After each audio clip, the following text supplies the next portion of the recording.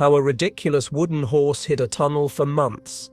The escape that fooled Nazi guards, March 1943. Stalag Luft III, Sedan, Germany. The air bit through the threadbare uniforms of the prisoners as they dragged a crude wooden horse across the frozen yard. Its frame creaked with each pull, a hollow sound swallowed by the cold wind. A few German guards watched from the tower, motionless, rifles slung over their shoulders, breath rising like faint ghosts in the dawn. The exercise ground was nothing but packed earth and silence. Every morning the routine was the same. The horse was carried out, set down, and 3 men took turns vaulting over it just like soldiers, keeping fit, killing time. The guards barely glanced anymore, but beneath that hollow shell of wood, something far from routine was happening. A muffled scrape. Then another. The sound of soil being cut, shifted, hidden. Beneath the horse, in a cramped cavity no higher than a man's chest, a single figure worked by touch, carving his way under the ground with a stolen knife and a tin plate. Each stroke of metal against clay was a risk, each breath a gamble. Above him the wooden walls rattled with the rhythm of the vaulting men, a coded signal to stop, to move, to breathe. Time, one of them muttered softly. They lifted the horse again, shoulders straining, and shuffled forward 3 paces. Just enough to hide the fresh marks in the dirt. The movement looked clumsy, meaningless. To the guards it was just another exercise. To the prisoners it was survival disguised as routine. The horse settled once more. The men began vaulting again, counting, timing, pretending. Underneath, the scraping resumed, steady, deliberate, unstoppable. And above them a guard yawned and turned away. The war continued beyond the barbed wire, but down here, beneath a wooden horse and a layer of frozen soil, a different battle was being fought. One measured not in gunfire or medals, but in inches of stolen earth and moments of silence. Before we dive further, subscribe for more real war legends, backstory and stakes. Before the war, Eric Williams had been a writer. The kind of man who built worlds out of words. Michael Codner was an Oxford-educated officer, calm and analytical, with the eyes of someone who noticed everything. Oliver Philpot, a Canadian-born airman, carried an easy confidence, the quiet humor of a man who had faced danger before and found a way to laugh at it. By 1943, all 3 were trapped behind the same wire. Stalag Luft III, a camp built by the Luftwaffe to contain Allied airmen. It stood in the forests of Silesia, surrounded by pine trees that whispered in the wind but offered no escape. The Germans had designed it with precision. Elevated huts to expose tunneling, seismograph microphones buried in the ground to detect digging, and guards who changed routes daily. They called it unbreakable. For Williams, Codner and Philpot, that word was a challenge. Their captures had been unremarkable, shot down over enemy territory, parachutes flaring white against black skies. They had survived interrogation, transport, and the endless march into the camp's gates. But what followed was worse than fear. It was waiting. Days turned into sameness. Roll call, rations, counting steps in the snow. The sound of boots on gravel became a metronome for time that refused to move. Men told stories to stay sane. They carved chess pieces, traded Red Cross parcels, and stared through the barbed wire as if their eyes could burn holes through it. Yet beneath the monotony, a quiet rule governed the camp. It was every officer's duty to try to escape, not just for personal freedom, but to occupy the enemy's resources, to defy the purpose of their captivity. Each successful breakout forced the Germans to divert guards, dogs, trains. Every hour spent searching for an escaped prisoner was one less spent fighting on the front. That knowledge kept their spirits alive when food didn't. Williams once wrote in his journal, "We lived for something beyond the wire. The attempt itself was our rebellion. But rebellion here came with cost. Those who were caught faced solitary confinement, starvation, sometimes worse. Some never returned from their attempts. Still, the 3 men shared an understanding that went deeper than courage. It was about reclaiming control, even for a moment. In a world ruled by confinement, they would find freedom through ingenuity. They didn't yet know it, but their names, Williams, Codner and Philpot, would one day be spoken as the men who escaped, not with weapons or violence, but with an idea so absurd it could only belong to the desperate and the brave. A wooden horse, and a tunnel beneath it. The impossible situation. Stalag Luft III was a machine built for control. Every wall, every wire, every rule existed to remind the prisoners that freedom was not theirs to take. The camp stretched across a clearing in the woods, its perimeters marked by double fences and warning wires, each lined with raked sand to catch footprints. Watchtowers loomed like sentinels, their searchlights cutting through the dark, swinging in slow, merciless arcs that turned night into a moving interrogation. Each morning began with the same ritual: Appell, the German roll call. Hundreds of men stood shoulder to shoulder on the frozen ground, their breath rising in misty clouds as guards paced in front of them, counting, checking, counting again. The slightest discrepancy sent alarms through the camp. The dogs barked, the floodlights flared, and the day froze in its tracks until the numbers matched. To escape from here was not just unlikely, it was nearly suicidal. The winter of 1943 was one of the harshest on record. The ground beneath the huts was solid iron, frozen several feet deep. To dig through it meant hours of hacking at ice-packed soil, every sound a signal to the guards' microphones buried in the earth. The men knew this. They had watched others try and fail. One wrong vibration, one careless thud, and the Germans would descend, their boots pounding toward the noise like hammers of certainty. Inside the huts, men whispered about the guards, who could be bribed, who could not. The truth was, none of them could. The Feldwebel patrolled with clinical precision. Random searches became routine. A knock at the door could mean an inspection, a confiscation, or a discovery that ended everything. Even the environment betrayed them. The wind carried voices across the compound. Snow held footprints for hours. The fences were electrified at intervals, and between them ran a narrow death strip, gravel flattened so finely that any step would echo louder than a gunshot. Every inch of soil watched by the enemy, Williams had once said quietly, staring at the earth through the frost on the barrack window. He wasn't wrong. At night, floodlights swept across the camp in rhythmic patterns, slicing through shadows like blades. The prisoners learned to move only when the light shifted, counting seconds under their breath. The cold seeped into their bones, numbing hands and minds alike. Frostbite was common. So was despair. The Germans didn't need to chain the men.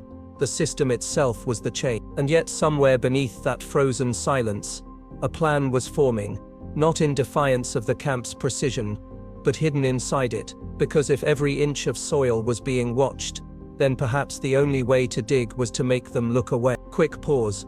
If stories of courage and ingenuity inspire you, subscribe for more true WWII escapes. The prisoners were standing in the yard one morning, stamping their feet against the cold, pretending to exercise under the guards' watchful eyes. It was part of the camp's daily routine, a way to stave off stiffness, to convince the Germans that the men were too docile, too bored to cause trouble. Williams watched as two men lifted a wooden vaulting horse from one end of the field to the other. It was a crude thing, built from scrap planks, stuffed with straw, used for training drills. Each time it was moved, the guards barely looked up. That's when the thought struck him. Quiet, absurd, impossible. What if they weren't just vaulting over it? What if they were hiding inside it? He said nothing at first. The idea was too strange, too dangerous even to speak aloud. But later, inside Hut 204, he told Codner and Philpot. The three leaned close over a sketch scratched into a scrap of paper. A rectangular frame, hollow inside, just large enough for a man to fit. Beneath it, a narrow line descending into the ground. The horse, Williams whispered, could hide the entrance. Codner frowned, then smiled faintly. They'd see us digging. Not if we do it under their noses, Williams replied. We'll move the horse every day, in plain sight. Same place, same time, routine. Philpot stared at the drawing for a long moment before nodding slowly. A ridiculous idea, he said finally, but that's why it might work. The plan's genius lay in its simplicity. The Germans had grown used to monotony, the endless repetition of daily life inside the wire. If something happened often enough, it stopped being suspicious. The vaulting horse, used every morning, would become invisible through familiarity. Inside the horse, One man could hide with tools, a sharpened kitchen knife, a spoon handle, maybe a piece of wire. He would dig in short bursts, timed perfectly with the noise of exercise outside. The others would perform drills around him, covering the sounds with rhythmic thuds and shouts. Every day they would carry the horse back to the hut, the man crawling out unseen, his pockets full of dirt to scatter discreetly around the camp. Inch by inch the tunnel would grow, right in front of the guard's eyes. It was mad, ingenious, possibly fate, but as Williams looked through the frost-covered window toward the yard, he felt the smallest pulse of hope, fragile, dangerous hope, breaking through the frozen air of captivity. In a place where everything was controlled, maybe the only escape was hidden inside the ordinary. Preparation and tension build up. They worked in shifts, 3 hours on, 6 hours off, then another 3. The schedule arranged so the yard looked like the same slow-motion exercise the guards had come to expect. At dawn the horse appeared, bulky and ordinary, its timber sides scarred by years of use. Beneath it, in a cramped hollow, a man hovered like an animal in a burrow, hands raw from scraping frozen earth with implements stolen or fashioned in secret.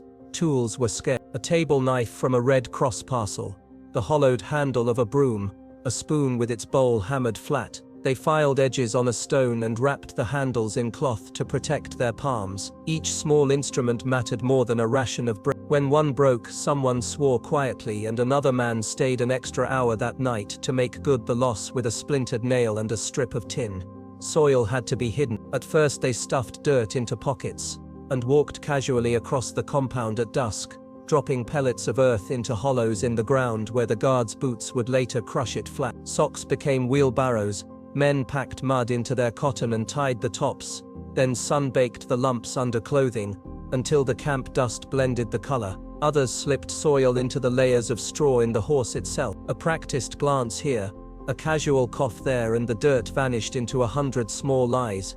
Air was a problem that could kill. The tunnel ran deep, 9 feet below the yard floor, and the confined space choked fast. At first they relied on shallow breaths and patience. When the men began to dig longer stretches, they improvised an air pump, a pair of linked food tins, sealed with wax from cigarette ends, and pushed by leather straps, forced air down a leather tube into the dark. It hissed like a sleeping thing. The pump's rhythm became part of the camp's soundtrack, a faint mechanical heartbeat beneath the vaulting and shouting. Every pump that faltered set their teeth on edge. They timed their work with ritual precision. The vaulting men made sure their steps and shouts matched the digging cadence below. When the exercise reached a noisy peak, the man under the horse worked his hardest, hammering at packed clay while feet thudded and voices rose above. Then at a softening of the routine, he paused and lay still, listening. The smallest sound could be a detector's needle, the faintest tremor relayed through the ground to the German microphone. They learned to read the day like a map. Guard rotations, cigarette breaks, the way a sentry's dog would bark and then settle. Near misses became a constant. Once a patrol veered inexplicably toward the yard and paused to watch 2 men fighting over the horse's strap. One of the diggers felt the boot steps like thunder above, his fingers cramped and soil stuck in his nails like frozen blood. The men above performed the vaulting with exaggerated clumsiness, deliberately noisy, deliberate, while whispering a new set of cover words, a cough, a shout, a grunt. The patrol moved on. When the guard's boots finally faded, the man below exhaled until his whole chest shook. Suspicion crept in despite their discipline. A sergeant's stare lingered longer one morning. The Feldwebel asked why the horse's straw seemed unusually disturbed. A search was called for, and the men swallowed and danced small lies. They produced a tidy explanation, rats perhaps, or sloppy strawing, and the sergeant grunted, unsatisfied but constrained. The close shave left them pale and hollow-eyed for days, nerves raw as exposed wire. With every increment of progress, a 10-inch stretch here, a widened shaft there, the tension knotted tighter. The tunnel grew inch by brutal inch, until it felt like a living thing beneath their feet. They measured distance not in yards, but in breadth. Each time a man crawled out from under the horse, his pockets heavy with soil and his hands shaking, the others could see fear braided with determination in his eyes. They shared no grand speech. They shared the small rituals, a quick hand squeeze, a whispered number that meant all right, and then the slow, fierce work of continuing. Responsibility weighed on them. This was not their private gamble, It was a duty to every man in the camp, and to the men beyond it whose fate might shift if the Germans were distracted. Each new foot of tunnel was a risk taken for others, and all the while the camp kept rolling.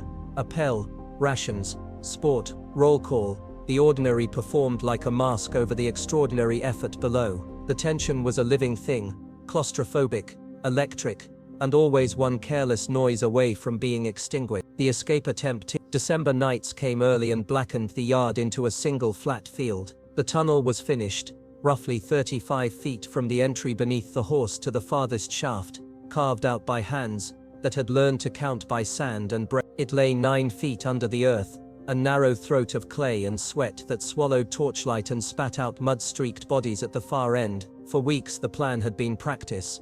Now it was a single fragile event. They chose a night when the wind pushed clouds across the moon, when the tower lights would be interrupted and smothered by blackness. Timing was everything.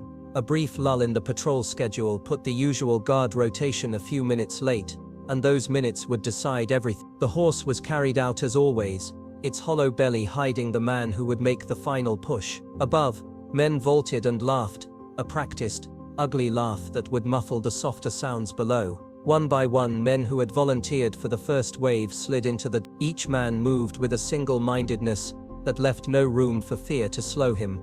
He worked the cramped passage on his belly, booted feet, scraping the sides, hands finding purchase on splintered timber. The air tasted of iron and old cloth. The pump worked, forcing a thin stream of cool air into the throat of the tunnel, and the men timed their breaths to its hiss. When the first man reached the far shaft, he had to pause and gather himself before the final climb. Mud clung to his uniform in heavy flakes, cold seeping through to his bones. For a second he thought of home, a strange sharp stab of memory, and then he rolled into the shallow trench beyond the fence, eyes burning from the cold and the blinding relief of sky. He moved like a ghost through the snow, boots slipping, breath steaming.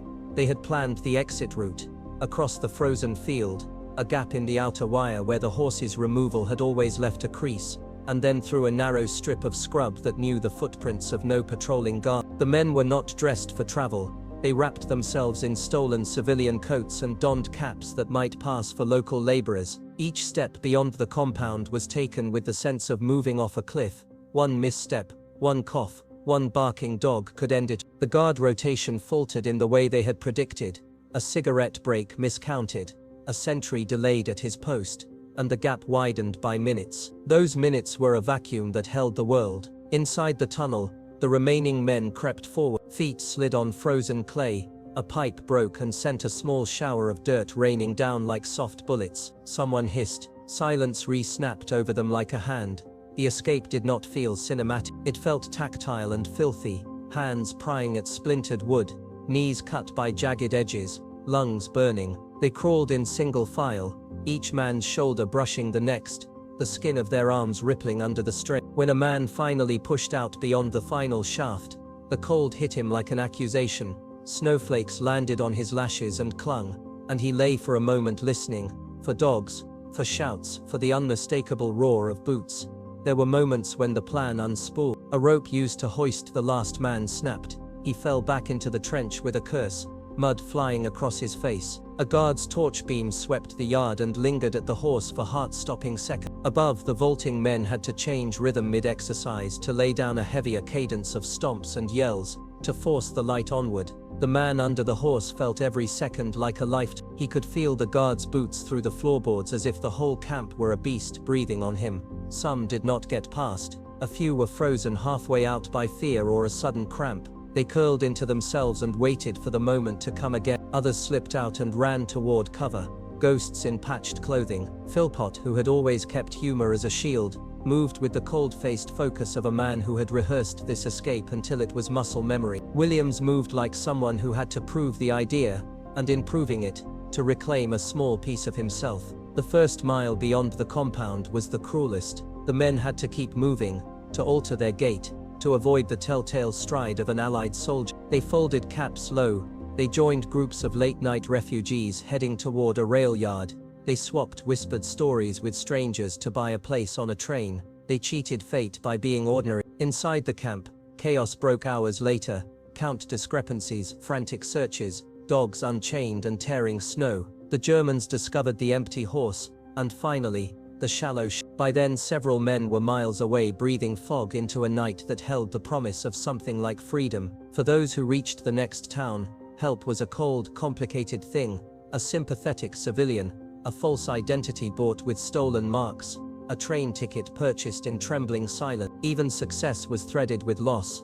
Not every escapee found home that winter. Some were caught, some died in unfamiliar fields, some were taken back into a different kind of darkness. But the attempt itself changed the rhythm of the camp. Guards shifted their focus, trains were diverted, and the Germans spent hours searching. The ordinary had been used to create the extraordinary. As dawn eased toward morning, those who had made it lay in barns or hid behind hedgerows and tried to imagine what it would feel like to step beyond war altogether. Back in the yard, the men who remained carried the horse in a new, empty silence, the hollow now heavier with meaning. The plan had been audacious, ridiculous even, and for a time it had worked. One misstep, one cough, one wavering sentry, and it could have all been for nothing. But that night the gamble paid, and for the men who crawled through 9 feet of earth and emerged into cold air, the world shifted a few degrees toward liberty.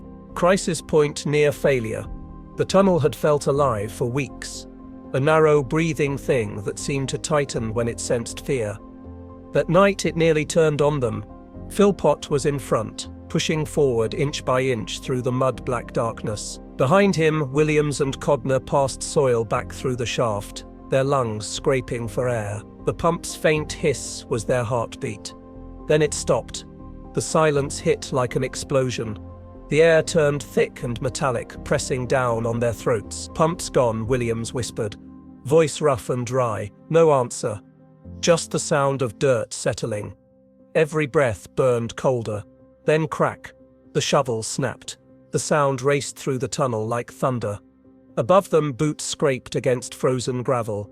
A pause, then another. The beam of a floodlight drifted across the compound, sweeping slowly toward the horse. Philpot froze mid-breath. Williams pressed his palms into the soil to stop shaking. The creak of the wooden frame above sounded impossibly loud, as if the horse itself were betraying them. The guard stopped, the seconds dragged, carved out by the echo of a single heartbeat. Then a faint cough, the crunch of boots moving away, and silence again. Williams let out a long breath he didn't know he'd been holding. Codner's voice came from behind, barely audible.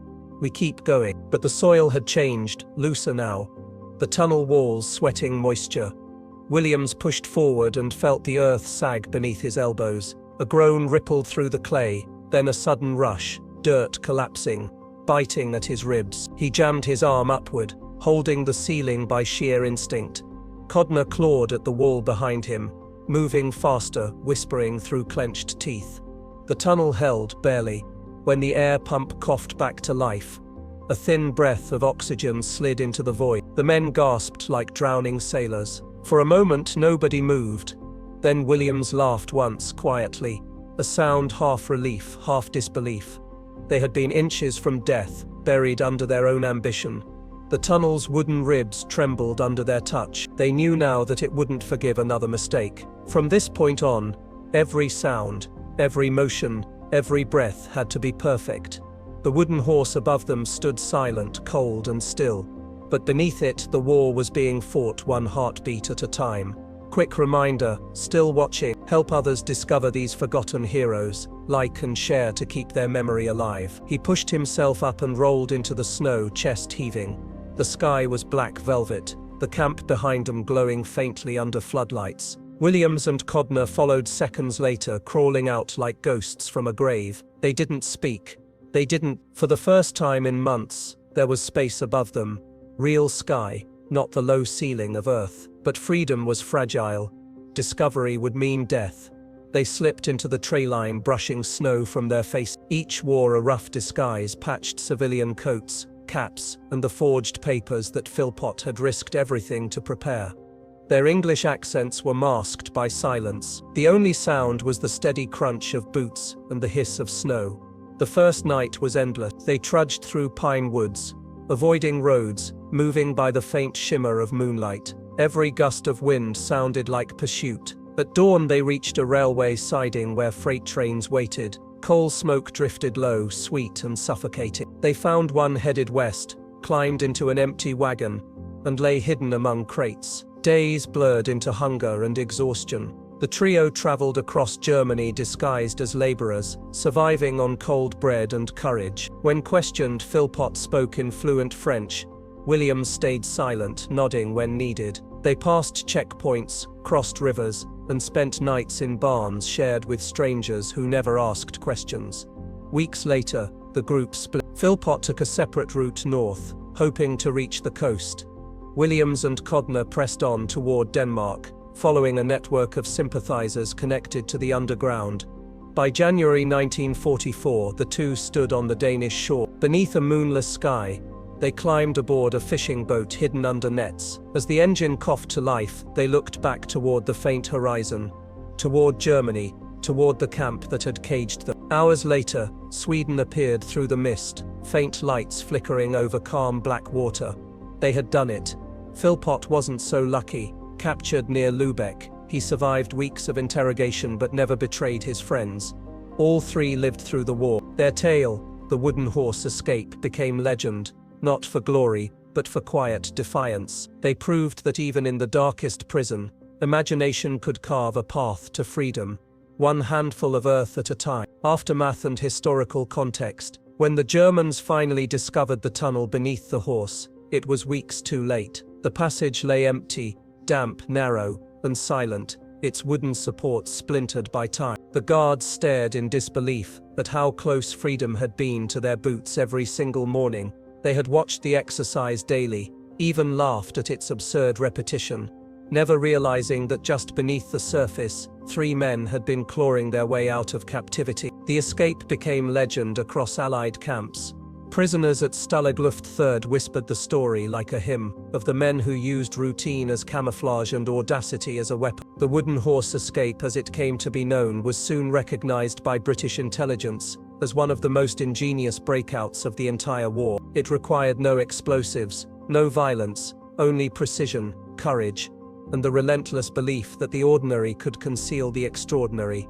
After the war, all three men returned home. Eric Williams resumed his writing and immortalized their ordeal in his 1949 book The Wooden Horse, later adapted into a 1950 film by British Lion Pictures. The story captivated the world, not for its spectacle, but for its humanity. Williams' account detailed not just the escape, but the quiet persistence that made it possible.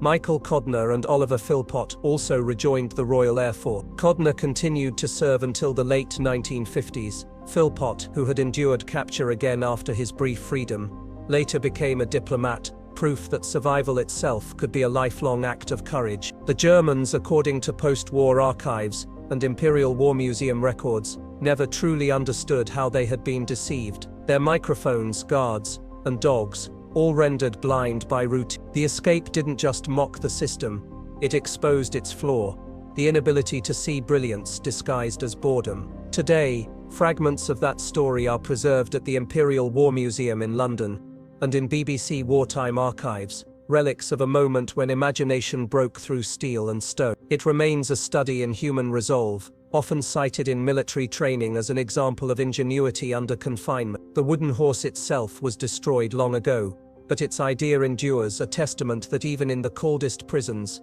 there are men who find warmth in purpose, and who will dig toward freedom with nothing but courage, patience, and faith in their own mind. Philosophical closing line and CTA. They escaped through soil and silence, proving that even in cages, courage can find its way out. Theirs was not the story of warriors charging across battlefields, but of thinkers and builders, men who fought a war of patience, not firepower. Eric Williams, Michael Codner, and Oliver Philpot never carried weapons, yet they wielded something far more dangerous to tyranny: imagination. In a place designed to crush individuality, they built a plan so simple, so human, that it slipped beneath the notice of an entire army. Every inch of their escape was an act of quiet rebellion, the scraping of a spoon in frozen earth, the measured rhythm of vaulting boots, the calm nod of one man to another. These became symbols of defiance. They didn't escape because they were fearless. They escaped because they refused to stop trying, even when fear itself was all they had left. When they broke into the night beyond Stalag Luft III, they didn't just reclaim their freedom, they proved something larger about the human spirit, that it can bend under pressure, but never truly break, that even surrounded by wire, watched by guns, and bound by routine, the human mind still dreams, still plans, still dares to outthink the bars that hold it. In the decades since, the story of the wooden horse escape has outlived the war that created it. It reminds us that heroism isn't always loud, sometimes it lives in silence, in the patience to chip away at the impossible, one handful of earth at a time. Freedom in their world wasn't a destination, it was a process, 1,000 small victories made of persistence, trust, and faith, that daylight existed somewhere beyond the wire. And perhaps that is why their story still resonates today, because the fight for freedom, whether in war or within ourselves, often begins the same way it did for them, with one impossible idea, and the courage to see it through. So as you imagine those men crawling through the darkness beneath the German snow, remember this: they didn't just dig a tunnel, they carved a message through history, that even in the deepest confinement, the will to be free cannot be buried. If stories of ingenuity, courage, and endurance inspire you, subscribe, and keep alive the legacy of those who turned desperation into one of history's greatest triumphs of the human spirit.